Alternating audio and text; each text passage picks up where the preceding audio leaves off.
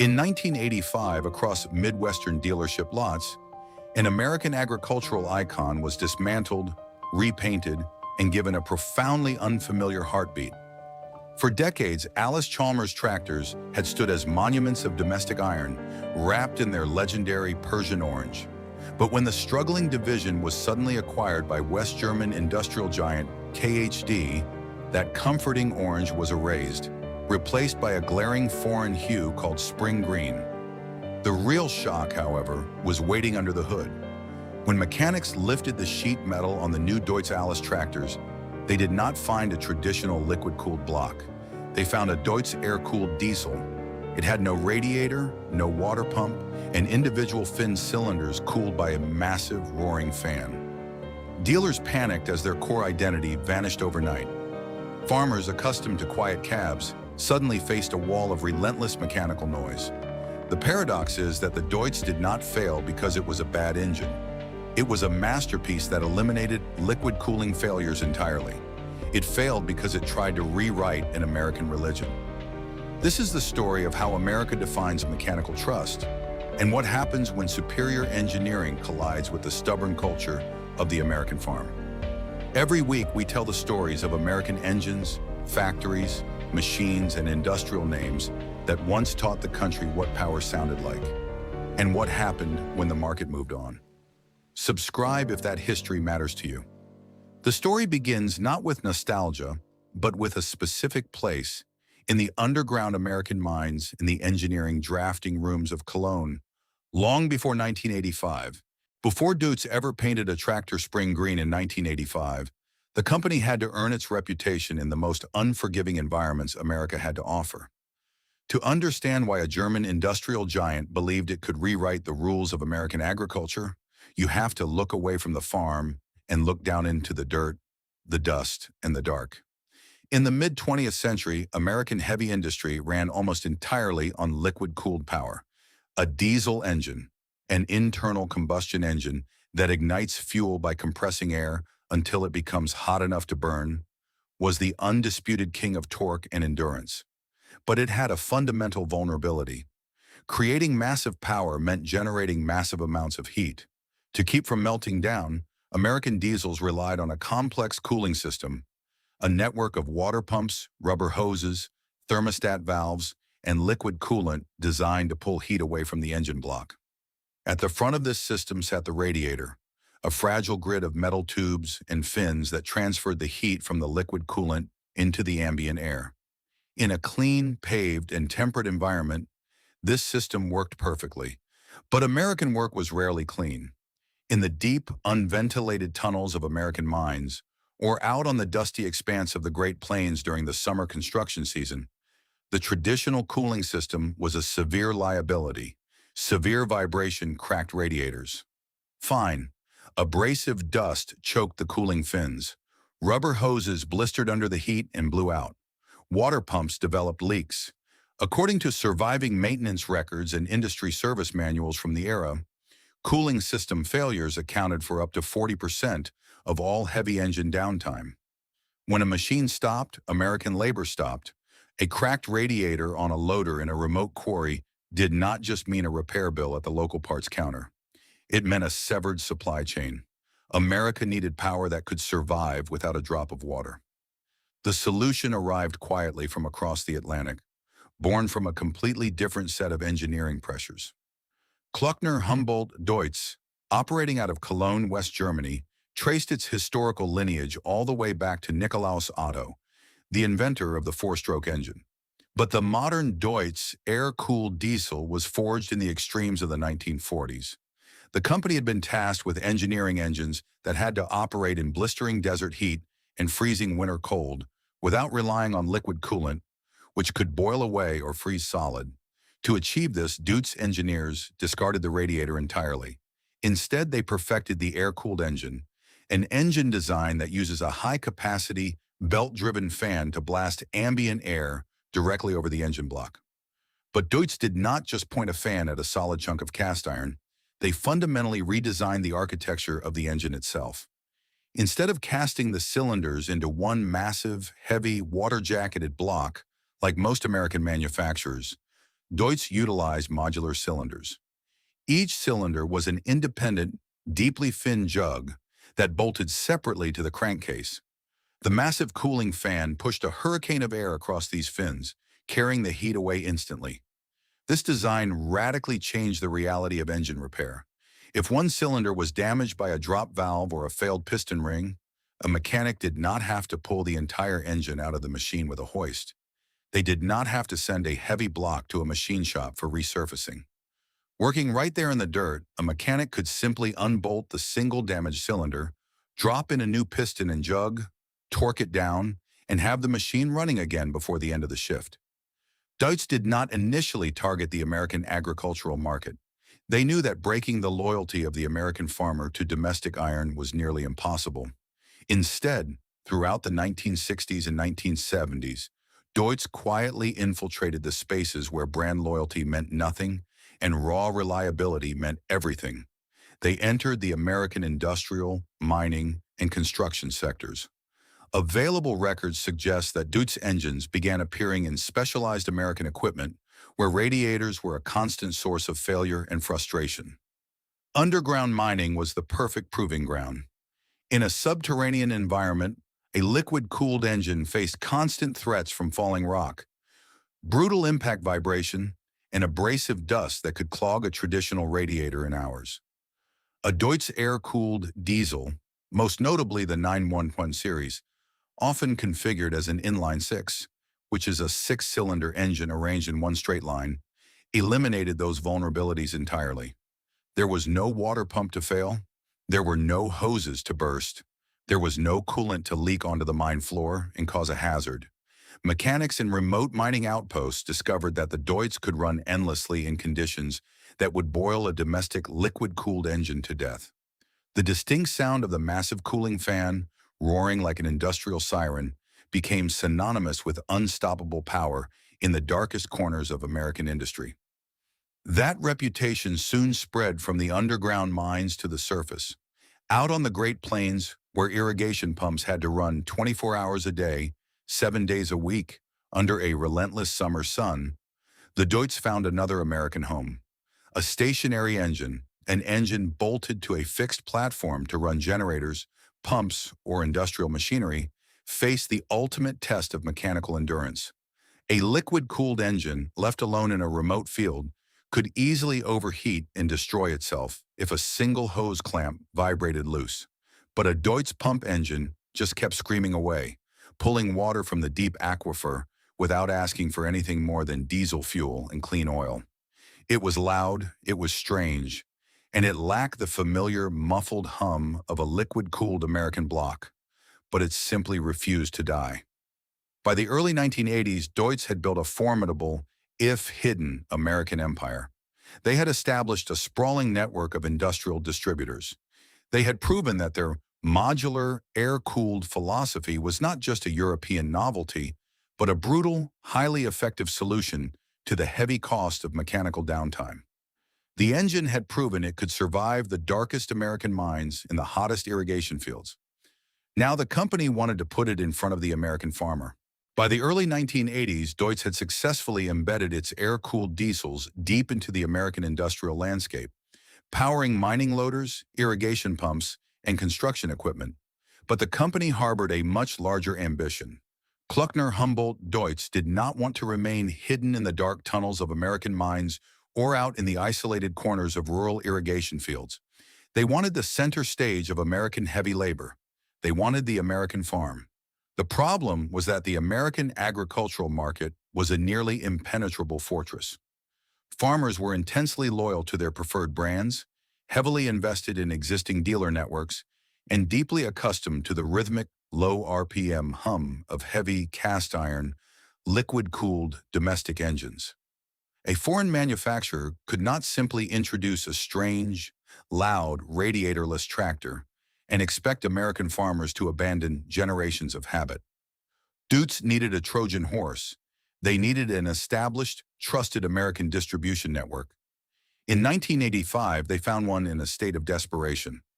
Allis-Chalmers, headquartered in West Allis, Wisconsin, was one of the most legendary names in American farming. For decades, its Persian orange tractors had been a staple of the Midwestern landscape, representing domestic industrial pride and dependable engineering. But the 1980s farm crisis had devastated the agricultural equipment industry. High interest rates, crashing land values, and plummeting commodity prices had left Allis-Chalmers bleeding capital. The company's tractor division was collapsing, and they desperately needed a buyer. KHD stepped in and purchased the agricultural division of Allis-Chalmers for roughly $130 million. Overnight, the German industrial giant acquired a sprawling American service network, hundreds of dealerships, parts counters, and mechanics stretching from the Corn Belt to the Great Plains. This was the breakthrough. Deutz did not have to build a service network from scratch. They simply bought one of the oldest in America. The new entity was immediately rebranded as Deutts-Allis, and KHD wasted no time implementing its mechanical philosophy.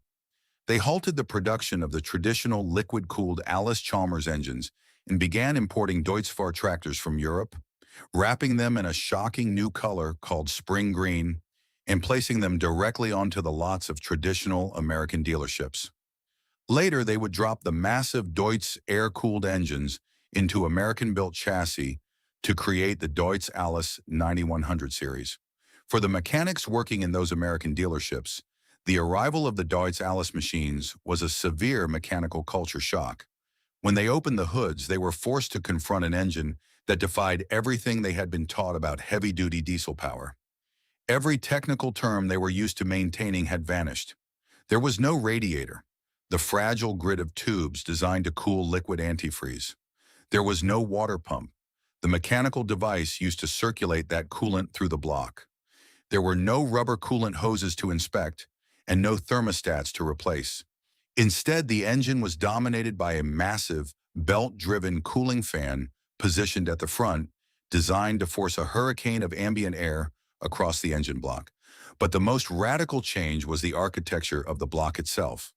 American diesels were traditionally cast as a single, massive piece of iron containing all the cylinders, surrounded by a hollow water jacket for the coolant.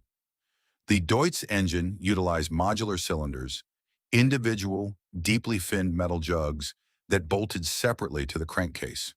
The finned cylinders, metal ribs cast into the outside of each barrel, increased the surface area of the metal, allowing the high-speed air from the fan to pull the combustion heat away instantly.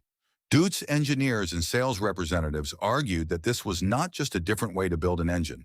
It was a mathematically superior way to keep a tractor running in the dirt. In a plain American field, this design completely changed the reality of a breakdown. If an American liquid-cooled tractor dropped a valve or scored a cylinder wall during the crucial weeks of the fall harvest, the repair was catastrophic. The tractor had to be loaded onto a trailer, hauled into town, and pulled into a repair bay. The mechanic had to drain the coolant, unbolt the massive cylinder head, and often use a heavy chain hoist to pull the entire engine block out of the chassis so it could be sent to a specialized machine shop for machining and sleeving. The farmer would lose days, if not weeks, of work. With the Deutz modular air-cooled system, the repair process was entirely different. If a single cylinder failed, a dealership mechanic could drive their service truck directly out to the dusty field. Working right there in the dirt, the mechanic could simply unbolt the one damaged cylinder jug, lift it off by hand, drop in a brand new piston and cylinder assembly, torque the bolts back down, and have the farmer back to plowing before sunset. It was a brilliant, pragmatic, and unarguably efficient system. Deutz had eliminated the entire liquid cooling failure point and reduced major engine overhauls to a modular, roadside parts swap. They promised American dealers that this efficiency would revolutionize farm uptime. They promised farmers that they would never have to worry about a cracked radiator or a boiled-over engine in the heat of a July harvest again. The strategy was set. The acquisition had secured the dealerships. The mechanical logic was flawless. The machines were built, the dealers were stocked, and the spring green paint was dry. But America still had to decide if it could trust the sound. By the spring of 1986, the spring green machines had fully infiltrated the American Midwest.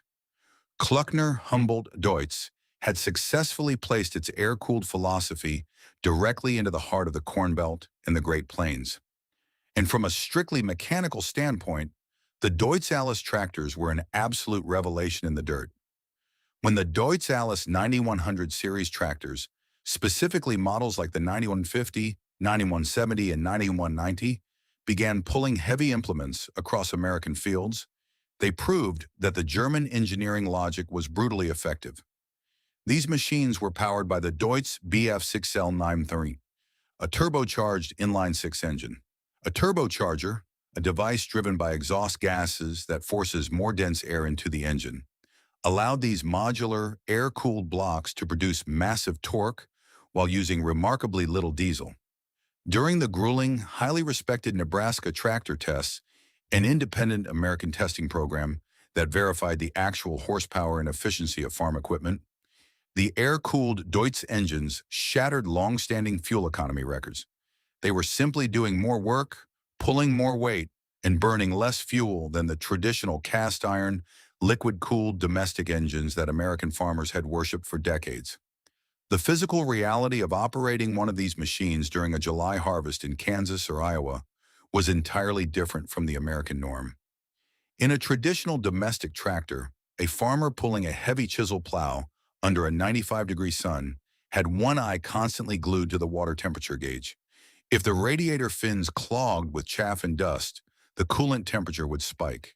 If the operator did not catch it in time, the engine would boil over, blow a head gasket, or warp the cylinder head, the upper part of the engine that seals the cylinders and contains the valves. With the Deutz-Allis, there was no temperature gauge to watch. There was no coolant to boil. The massive cooling fan, driven directly by the engine, spun fast enough to blast high-velocity air through the deep metal fins of the individual cylinders, violently ejecting the heat and the field dust out the side of the tractor. A farmer could run a Deutz engine at full load for 14 hours straight in triple-digit heat, and the engine's internal temperature would remain perfectly stabilized. In an America where an engine could decide whether a field was cut, a truck made its delivery, a boat left the dock, a generator carried a hospital through a storm, or a plane lifted from the runway, power was not an abstraction. It was iron, fuel, labor, heat, sound, repair, and trust. Deutz had engineered a machine that seemed to ask for nothing but diesel fuel and clean oil. And it wasn't just the inline-six engines that were turning heads. For the massive, articulated four-wheel drive tractors, the giants required for the sprawling acreage of the American West, Deutz-Allis utilized the F8L413, a monstrous air-cooled V8. A V8, an 8-cylinder engine with cylinders arranged in two banks in a V shape, provided the immense low-end twisting force needed to drag wide seating equipment across thousands of acres. Even in this massive configuration, the air-cooled logic held up. There were no coolant passages to crack under vibration, and no complex water pumps to fail. For a brief, triumphant window in the mid-1980s, KHD had achieved what seemed impossible. They had taken a foreign, radically different engine architecture and successfully planted it in the American agricultural establishment, backed by hundreds of legacy dealerships. But these green tractors were only the most visible part of an air-cooled empire that had already conquered the darkest and most isolated corners of American industry. To understand the true scale of what Deutz achieved at its American peak in the late 1980s, you had to look behind the parts counter of a newly minted Deutz-Allis dealership. For generations, these rural Midwestern buildings had stocked massive cast-iron cylinder heads, heavy water pumps, thermostats, and pallets of liquid antifreeze. A major engine failure had always meant heavy lifting, specialized machining, and weeks of lost time. But as the air-cooled Deutz 9.2 and 9.3 series engines flooded the market, the physical reality of the American agricultural repair shop fundamentally changed. Instead of massive blocks, dealership shelves were now stocked with individual, fin cylinder jugs, neatly boxed and ready to go. A mechanic could carry a complete top-end engine rebuild, cylinders, pistons, and rings, in the back of a standard half-ton pickup truck. If a Deutz-Allis tractor suffered a catastrophic failure out in a Nebraska wheat field, The mechanic no longer needed to tow the heavy iron back to town. They could rebuild the machine in the dirt, under the open sky, using standard hand tools. This modular efficiency was driven by a highly optimized fuel injection setup, a system that sprays fuel into the engine more precisely than a carburetor, combined with extreme compression, the squeezing of air inside the cylinder before combustion. Deutz engines ran high compression to extract every ounce of twisting force from a drop of diesel, creating massive internal heat. Yet the roaring mechanical fan dispersed that heat so efficiently that farmers began reporting their Deutz-Allis tractors were outpulling and outlasting the liquid-cooled green and red machines on neighboring farms. By 1987, the spring green machines had captured a fiercely loyal, though entirely new, segment of the American agricultural market.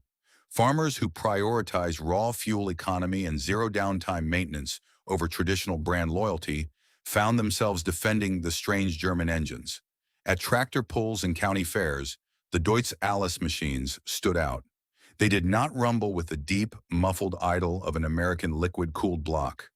They whined, they roared, and they chattered with the raw, metallic sound of exposed valve trains and high-speed cooling fans. But this glory was not limited to the farm.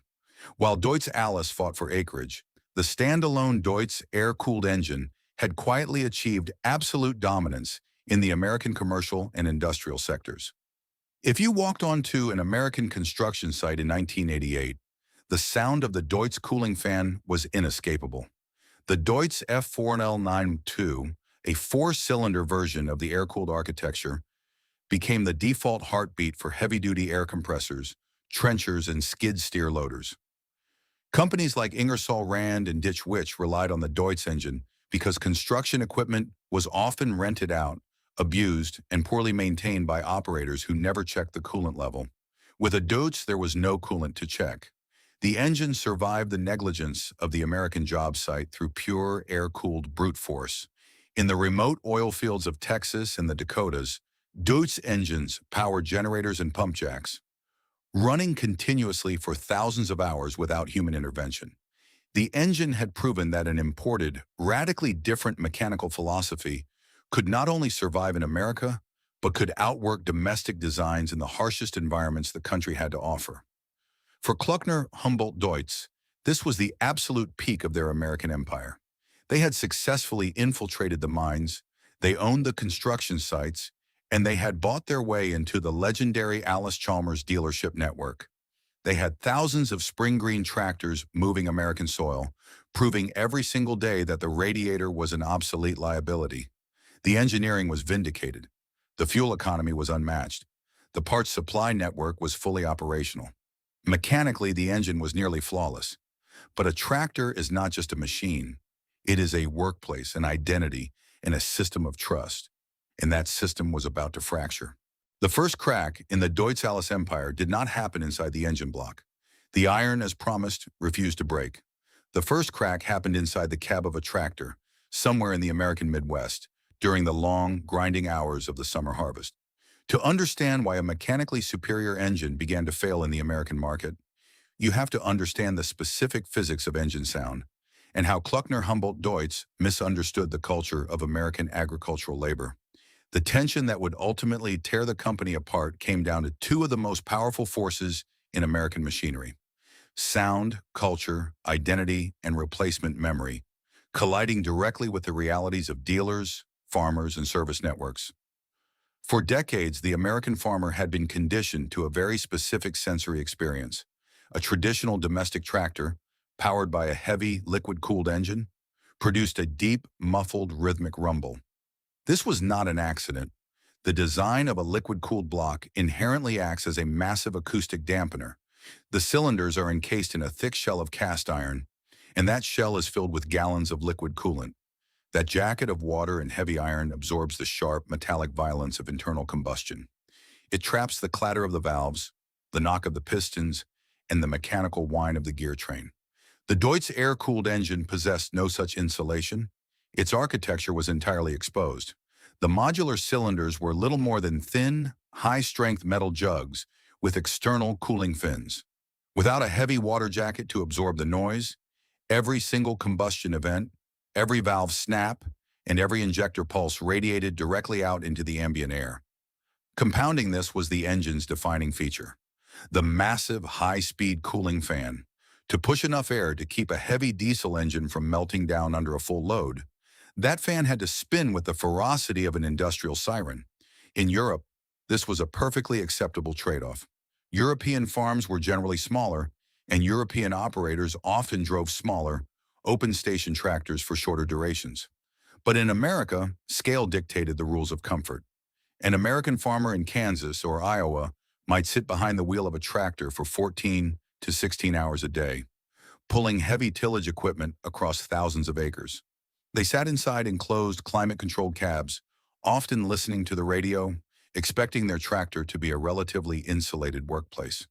When farmers took delivery of their new spring-green Deutz-Allis tractors, they were assaulted by the sound. The noise of the air-cooled engine easily penetrated the firewall of the cab. It was a relentless, high-pitched metallic roar that wore heavily on the operator's nerves as the hours dragged on. Furthermore, the massive cooling fan at the front of the engine blew the ambient heat in the engine's radiating thermal energy straight back toward the firewall. On a 95-degree day, this wall of heat forced the cab's air conditioning system to work at its absolute limit just to keep the operator comfortable. The engine was doing its job perfectly. It was burning less fuel. It was not overheating. It was not breaking down. But the American farmer simply did not like sitting behind it. This cultural friction bled immediately into the American dealer network. The mid-1980s was an exceptionally brutal time to sell agricultural equipment. The American farm crisis was in full swing. Interest rates were high, commodity prices were low, and farmers were holding on to their money. To survive, a dealership needed to offer a product that felt familiar, trusted, and undeniable. Instead, the legacy Allis-Chalmers dealers were forced to pitch a strange, loud green machine to a fiercely loyal customer base that was still mourning the death of the Persian Orange era. Salesmen found themselves spending hours trying to convince skeptical American farmers that the lack of a radiator was actually a benefit, and trying to explain away the deafening roar of the cooling fan as the sound of efficiency. Mechanics, too, began to notice a shift in the service culture. While the modular air-cooled cylinders were incredibly easy to repair out in the dirt, they required a meticulous approach to maintenance that some American operators ignored. The cooling fins on the cylinders had to be kept clean. If an operator allowed chaff, dirt, and hydraulic oil to form a thick crust between the metal fins, the high-speed air from the fan could no longer pull the heat away from the metal. The engine would suffocate under its own blanket of dirt, leading to localized overheating and cylinder failure. A liquid-cooled engine could be blown out with a pressure washer in minutes. An air-cooled engine packed with oily farm dust required careful, tedious cleaning. By 1988, the momentum of the initial acquisition had stalled. The Deutz-Allis tractors were proving themselves to be incredibly durable, but durability was no longer enough to overcome the alienation of the user. Brand loyalty in American farming is generational, passed down from grandfather to father to son. KHD had assumed they could buy that loyalty simply by purchasing the Allis-Chalmers dealership network. They assumed that superior German engineering logic would automatically override American mechanical tradition. They were wrong. Dealerships began to drop the franchise, exhausted by the effort required to sell an engine that annoyed its operator. Farmers who needed new equipment began looking toward the familiar, quiet, liquid-cooled green of John Deere or the red of Case International. The engine was not breaking, but the relationship between the machine and the American farmer was already fracturing beyond repair. By 1989, Kluckner Humboldt Deutz was bleeding capital in the North American agricultural sector. The air-cooled experiment, which had seemed so mathematically and mechanically brilliant on paper, had become a financial hemorrhage on the balance sheet. The problem was no longer just the noise or the heat inside the cab. The problem had infected the underlying economics of the American farm network. In the American agricultural equipment market, a tractor is not just a tool, it is a financial asset. A farmer buys a new machine with the expectation that it will hold its value, allowing them to trade it in or sell it at a farm auction 5 or 10 years later. But the secondary market for Deutz-Allis tractors had collapsed. Because the strange, loud green machines were deeply unpopular with traditional operators, they sat unsold on used equipment lots. When resale values plummeted, even the farmers who liked the fuel efficiency of the Deutz air-cooled engine stopped buying them. They simply could not afford to invest in a machine that no one else wanted to buy secondhand. This financial reality accelerated the collapse of the dealer network. The franchise local businesses that sell parts, provide warranty service, and act as the critical link between the manufacturer and the farmer. When a dealership realized that Deutz-Allis tractors were depreciating rapidly, they began jumping ship. Longtime Allis-Chalmers dealers took down their signs and signed contracts with Case International, John Deere, or Ford New Holland. When a dealer left, the local parts supply left with them. Suddenly, farmers who owned the green machines found themselves driving 2 hours to find a replacement filter or a specialized tool. The executives back in Cologne, West Germany, tried to salvage the situation. They attempted to heavily insulate the tractor cabs to muffle the mechanical roar of the high-speed cooling fan. They tweaked the chassis designs. But the perception was already baked into the American soil. The Deutz-Allis name had become synonymous with a stubborn refusal to understand what the American operator actually wanted. In 1990, KHD surrendered. Realizing they could not force their air-cooled philosophy onto a market that fundamentally rejected it, they sold the entire North American agricultural operation. The buyer was not a rival manufacturer, but a management buyout team led by American executives who understood exactly where the company had failed. They formed a new corporation called AGCO, the Alice Gleaner Corporation. AGCO's management knew that to survive, they had to immediately repair the cultural fracture. Their first moves were decisive repudiations of the Deutz era. They stripped away the spring green paint and reintroduced a warm, familiar color reminiscent of the old Persian orange. But the most significant change happened under the hood. AGCO systematically phased out the massive Deutz air-cooled engines from their primary row crop tractors. To win back the trust of the American farmer, AGCO needed an engine that did not just work, it needed to sound and feel like American power. They turned to Cummins, headquartered in Columbus, Indiana. Cummins supplied massive cast-iron liquid-cooled diesels. These engines had heavy water jackets, traditional radiators, and standard water pumps. When an AGCO tractor fired up with a Cummins block, it did not whine, chatter, or roar with a high-speed fan. It produced a deep, rhythmic, muffled, low RPM hum. It was the sound of traditional American heavy labor. The Deutz air-cooled diesel had not failed because of a mechanical flaw. It had never suffered a mass recall. It had never left farmers stranded with cracked blocks or blown head gaskets. It had done exactly what KHD engineers designed it to do. It ran endlessly, efficiently, and brutally in the worst conditions imaginable. But it was a machine built for pure utility, dropped into a market where identity, comfort, and sensory tradition mattered just as much as torque. The engine still ran. The orders slowed. The farmers walked away. The dealerships changed signs. The green paint was covered up. The liquid-cooled blocks returned. The roaring fan was silenced. The American field was lost. The experiment in the American fields was over, but the iron itself refused to die. The name Deutz-Allis did not survive the 1990s. When the newly formed AGCO Corporation took control, they systematically erased the West German experiment from the American agricultural landscape. The spring green paint was discontinued. The massive, roaring cooling fans were silenced.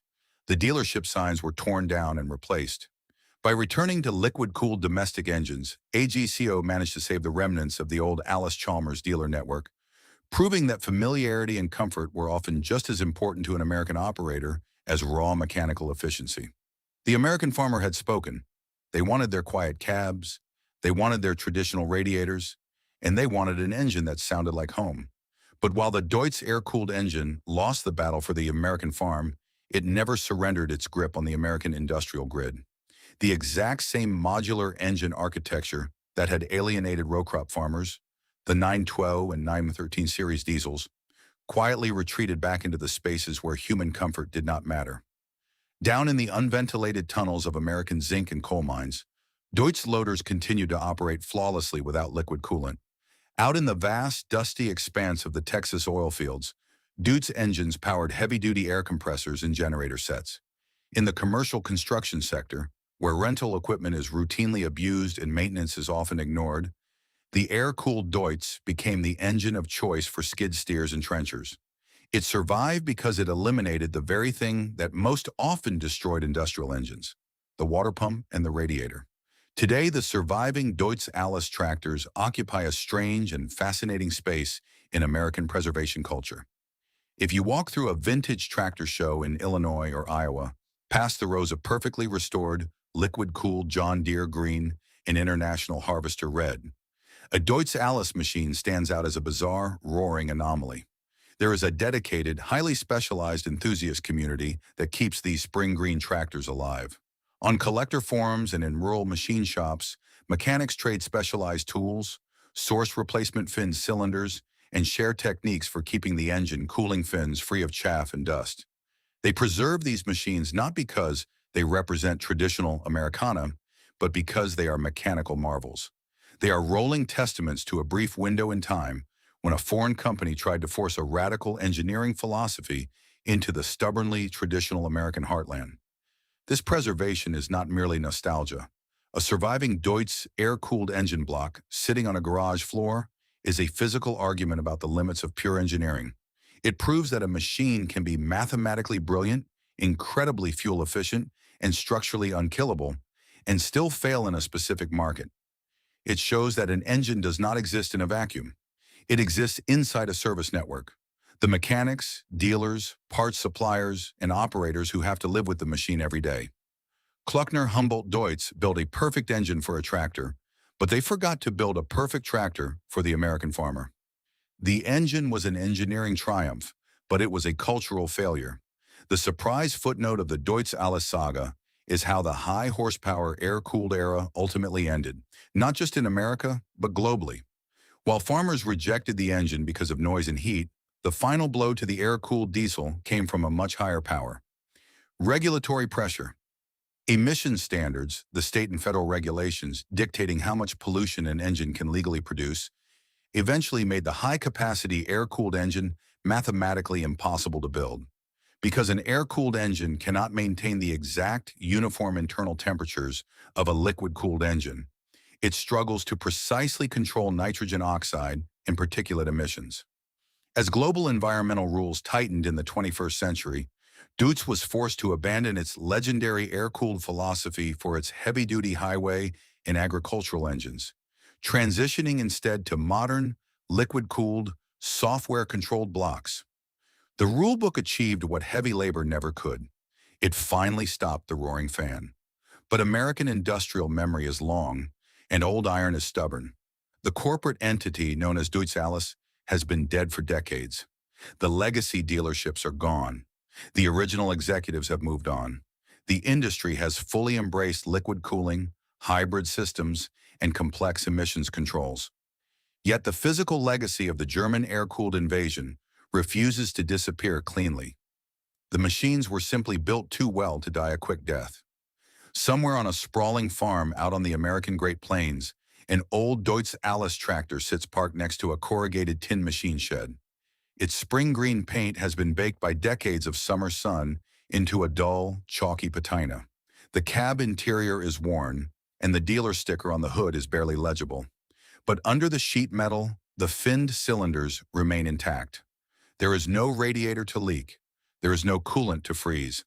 A farmer turns the key, and the massive cooling fan roars to life, whining with that unmistakable, deafening metallic chatter.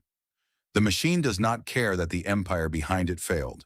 It simply pulls in the air, burns the diesel, and goes back to work. See you in the next video.